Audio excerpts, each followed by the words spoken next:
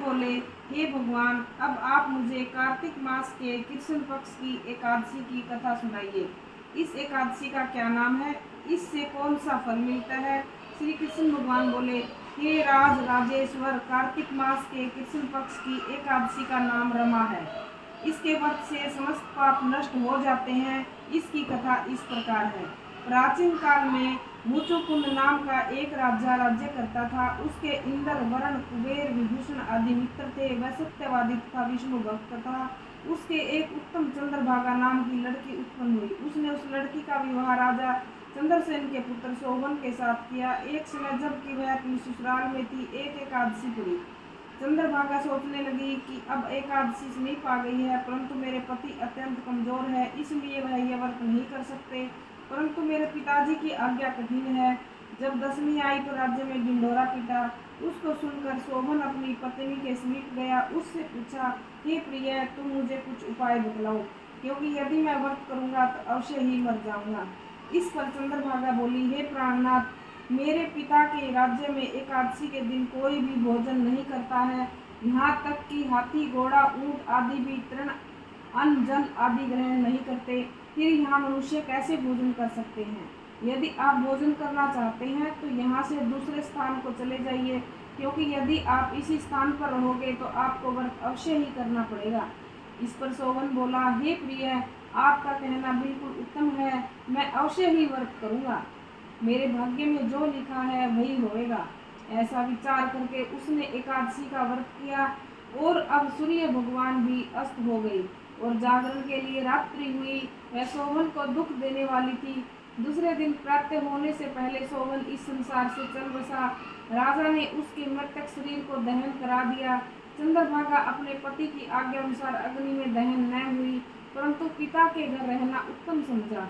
रमा एकादशी के व्रत के प्रभाव से शोभन को मंदराचल पर्वत पर धन धान्य से युक्त तथा शत्रुओं से रहित एक उत्तम नगर प्राप्त हुआ। एक समय मुचुकुंद नगर में रहने वाला एक सोम शर्मा नाम का ब्राह्मण तीर्थ यात्रा के लिए निकला। उसने घूमते घूमते उसको देखा। उस ब्राह्मण ने उसको अपने राजा का जमाई जानकर उसके निकट गया। राजा शोभन ब्राह्मण को देखकर आसन से उठ खड़ा हुआ। वह उससे अपने ससुर तथा स्त्री चंद्रभागा की कुशलता को पूछने लगा। सोम शर्मा ब्राह्मण बोला, हे राजन, हमारे राजा कुशल हैं तथा आपकी पत्नी चंद्रभागा भी कुशल है।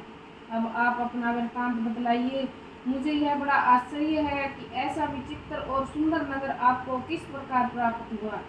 शोभन बोला, हे ब्राह्मण, यह सब कार्तिक मास के कृष्ण पक्ष की रमा एकादशी के व्रत के प्रभाव से है।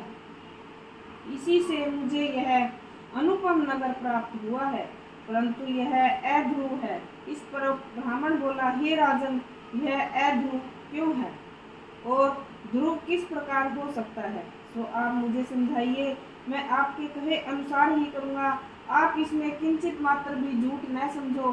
शोभन बोला, हे ब्राह्मण, मैंने श्रद्धापूर्वक व्रत किया था, उसके प्रभाव से मुझे यह नगर प्राप्त हुआ है। इस वृत्तांत को राजा मुचुकुंद की पुत्री चंद्रभागा से कहोगे तो वह इसको ध्रुव बना सकती है। ब्राह्मण ने वहां आकर चंद्रभागा के समस्त वृत्तांत कहा। इस पर राजकन्या चंद्रभागा बोली, हे ब्राह्मण, आप मुझे उस नगर में ले चलिए। मैं अपने पति को देखना चाहती हूँ। मैं अपने व्रत के प्रभाव से उस नगर को ध्रुव बना लूंगी। चंद्रभागा के वचनों को सुनकर वह सोम शर्मा ब्राह्मण उसको मंदराचल पर्वत के पास वामदेव के आश्रम में ले गया। वामदेव ने उसकी कथा को सुनकर चंद्रभागा का मंत्रों से अभिषेक किया। चंद्रभागा उसके मंत्रों तथा व्रत के प्रभाव से दिव्य देह धारण करके पति के पास चली गई। शोभन ने अपनी स्त्री चंद्रभागा को देखकर प्रसन्नता पूर्वक उसे अपने वाम अंग में बैठाया। चंद्रभागा बोली, हे प्राणनाथ, अब आप मेरे पुण्य को सुनिए। जब मैं अपने पिता के गृह में 8 साल की थी, तब से ही मैं यथाविधि एकादशी का व्रत करती थी। उन्हीं व्रतों के प्रभाव से उसका यह नगर ध्रुव हो जाएगा और समस्त कर्मों से युक्त होकर प्रलय के अंत तक रहेगा। चंद्रभागा दिव्य रूप धारण करके तथा दिव्य आभूषण एवं वस्त्रों से सजकर अपने पति के साथ आनंद पूर्वक रहने लगी और शोभन भी उसके साथ आनंद पूर्वक रहने लगा। हे राजन, यह मैंने रमा एकादशी का महात्म कहा है। जो मनुष्य इस रमा एकादशी के व्रत को करते हैं उनके समस्त धर्म हत्या आदि के पाप नष्ट हो जाते हैं। जो मनुष्य रमा एकादशी का महत्व सुनते हैं वह अंत में विष्णु लोक को जाते हैं। बोलो एकादशी माता की जय। अब आरती है एकादशी माता की, सभी मेरे साथ आरती करेंगे। ओम जय एकादशी जय एकादशी जय एकादशी माता, विष्णु पूजा व्रत को धारण कर शक्ति मुक्ति पाता।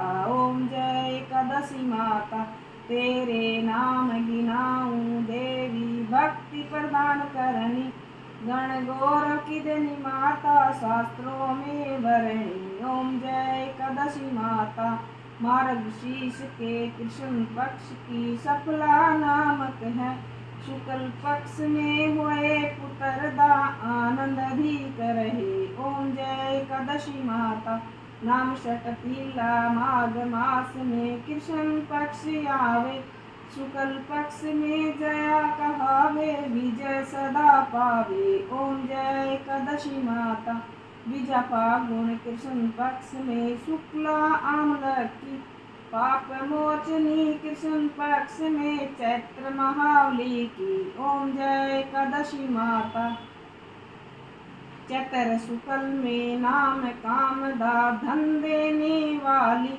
नाम बरुतनी कृष्ण पक्ष में वैशाख माह वाली। ओम जय एकादशी माता,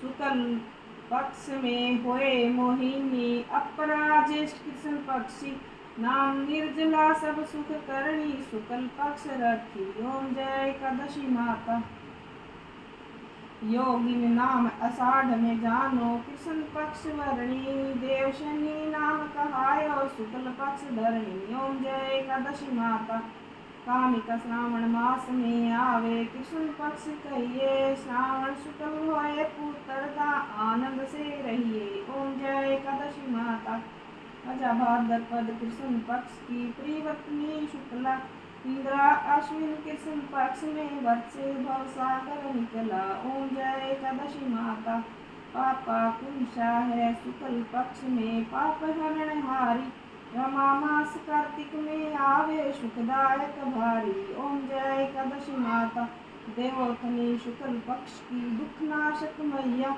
लौंद मास की करो विनती पार करो नैया। ओम जय एकादशी माता, शुक्ल लौंद में हुए पदमनी दुख दर हरणी, परमा कृष्ण पक्ष में होती जन मंगल करणी।